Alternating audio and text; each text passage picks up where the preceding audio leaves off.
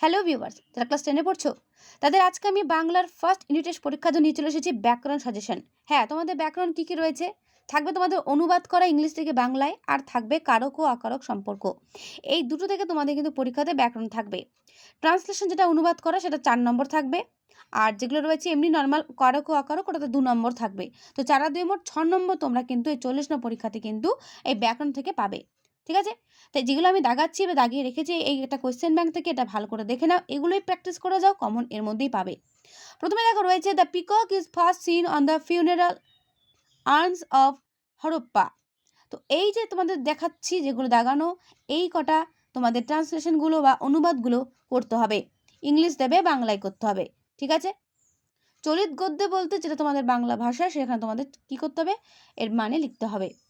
আর ব্যাকরণ কি কি করবে দেখো, ব্যাকরণ বলতে তোমাদের যেগুলো কারক রয়েছে, একটা বাক্য দেবে, বাক্য তাহলে আন্ডারলাইন করে দেবে এবং বলবে যে রেখাঙ্কিত পদটি কারক নির্ণয় করো, কালাত্মককরণের উদাহরণ দাও। দেখে নাও, যেগুলো আমি দাগিয়ে রেখেছি এগুলো ভালো করে করবে, কমন পাবে। নিরপেক্ষ কর্তা কাকে বলে, উদাহরণ দাও। ঠিক নিচে চলে আসো, বাক্যে প্রয়োগ করে একটি সম ধাতুজ করণের উদাহরণ দাও, করবে। Work is another name of life. দেখে নাও, বইটা সরিয়ে তোমাদের পুরোটা দেখিয়ে দিচ্ছি কি কি অনুবাদ তোমাদের করতে হবে। Home is the first school where the child learns his first lesson, এটাও করবে। তারপর দেখো দাগানো রয়েছে যে নিম্ন পদটির কারক বিভক্তি নির্ণয় করো। মাটি দিয়ে, দেশ মাটি দিয়ে গড়া নয়, মানুষ দিয়ে গড়া, তো এটা কি কারক ও বিভক্তি হবে, করো। তারপর উপরে চলে এসে দেখো রয়েছে the teachers are regarded as the backbone of the society, এই অনুবাদটাও করবে। তারপর দেখো রয়েছে এখানে কীরকম কারক ও বিভক্তি দেবে, ঠিক এইরকমই দেবে।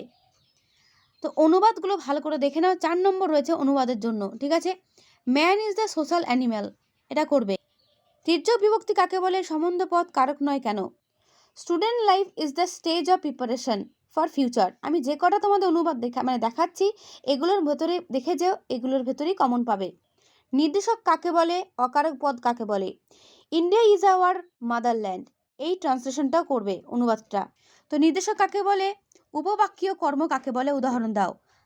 এবং দেখো এখানে কি অনুবাদ রয়েছে, honesty is the great virtue, এটাও দেখবে।